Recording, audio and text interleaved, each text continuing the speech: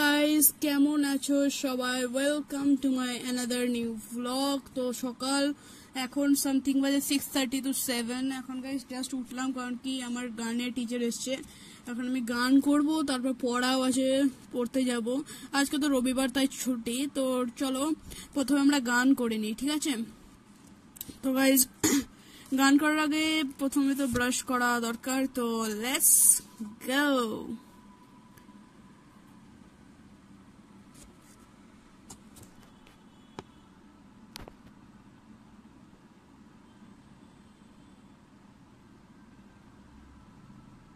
তো গাইস এখন আমি ব্রাশ করছিলাম, আর একটা জিনিসই ভাবছিলাম যে সারাদিন, আজকে রবিবার দিনও এত খাটনি, অনেক কাজ থাকে। কারণ কি বুঝতেই পারছো, মাথায় খুব প্রেশার এই বয়সে খুব প্রেশার আমার। কারণ কি সারাদিন এখন অনেক কাজ আছে। প্রথমে ব্রাশ, তারপর আবার গান, তারপর আবার পড়া, অনেক কিছু আছে। তো চলো ফার্স্ট ব্রাশটা করে নিই, তারপর যাবো। Let's go. তো কিছুক্ষণ আগেই গাইস গান হলো, আর আমি এখন টুপি পরে নিয়েছি। খুব রোদ বাইরে, তাই এখন খুব গরমকাল, এপ্রিল মাসে এত গরম। তো চলো এখন আমি বেরাই পড়তে কিরকম পড়বো সেটা দেখাতে পারবো না। Let's go. তো গাইস জাস্ট এলাম পড়ে। গাইস কি গরম বাইরে, এইরকম গরম মনে হয় আমি জীবনেও এত ফেস করিনি। আর ভাই সাব, যদিও সত্যি কথা বলি তো এটা হচ্ছে বিকাল বেলা, ঠিক আছে? বিকাল বেলাতে এত গরম লাগছে না, তাও ভ্যাপসানি গরম।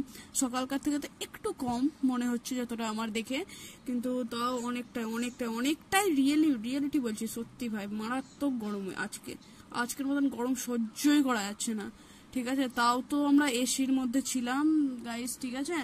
আর এসির মধ্যে থেকেও না ভাই, এসি থেকে যখন বেরানো হচ্ছে তখন তোমরা যাদের বাড়িতে এসি আছে তারা জানোই। কারণ কি এসি থেকে বেরানোর পর যা হিট, সেই হিটটা শুধু বলতে পারবে যারা এসি থেকে জাস্ট বেরাবে, ঠিক আছে?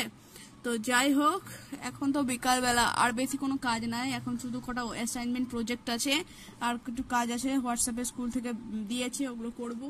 আর বেশি কোনো কাজ নাই, সন্ধ্যাবেলায় পড়তে বসতে হবে দাদুর কাছে, ব্যাস। তো গাইস দেখতে পাচ্ছ আমার অ্যাসাইনমেন্ট করছিলাম এখনই, তার আগে কিছুটা কোশ্চেন অ্যান্সার দিয়েছে, কোশ্চেন অ্যান্সার গুলো টুকছিলাম।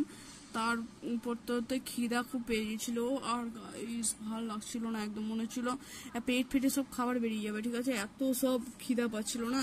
আর বাজার গেছিলাম গাইস, জানো, জাস্ট নাও। আর আমি নিয়ে এলাম এক কটা জিনিস, 85 টাকা পড়লো, জানো, এই কটা জিনিস। এই A4 পেপার, কালারিং শিট, তারপর কি যেন বলো, আর্ট পেপার, খাতা, আর কাটার, আর কালারিং শিট, ঠিক আছে?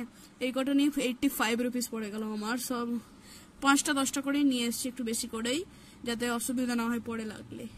তো গাইস দেখতে পাচ্ছ মা করেছে আমার ম্যাগির পকোড়া আমার জন্য। আমি হয়তো অনেক পড়াশোনা করছিলাম, তো সেই জন্য ম্যাগির পকোড়া, তার সাথে হয়েছে সস, আমার ফেভারিট, খুব সুন্দর লাগে এটা খেতে।